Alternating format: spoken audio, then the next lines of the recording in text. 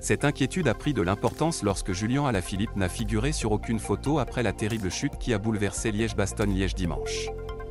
Il a fallu du temps pour comprendre que le champion du monde était bel et bien impliqué, et le pire des scénarios était terrifiant compte tenu de sa position dans le fossé près de l'arbre.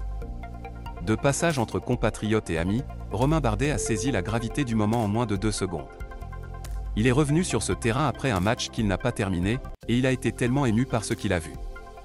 On ne fait pas de vélo pour ça, la dernière fois que j'ai vu une chute comme ça, c'était William Bonnet sur le Tour 2015, a-t-il d'abord expliqué, très ému au micro de France Info.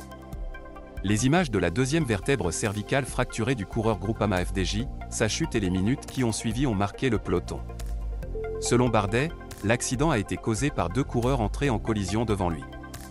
Personne ne voulait freiner, nous roulions à 80 km/h.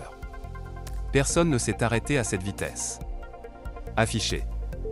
Liège, Bastogne, Liège-Evenpol dans un état gracieux, certainement le plus beau jour de ma vie à vélo il y a 42 minutes. Il ne pouvait pas bouger, ne pouvait pas respirer. Tom Pidcock et Direct Energies ont atterri devant moi et à ma droite, ajouté Bardet pour moi me va. Quand j'ai regardé autour de moi, j'ai vu Julian, à environ 5 ou 6 mètres. C'était un choc émotionnel et il était vraiment dans une situation inquiétante. Quand il avait vraiment besoin d'aide, personne n'est venu. C'était une urgence, il ne pouvait pas bouger, ne pouvait pas respirer. Bard n'a pas hésité à utiliser le mot « cauchemar » pour décrire le moment où il a été vu en train d'appeler à l'aide.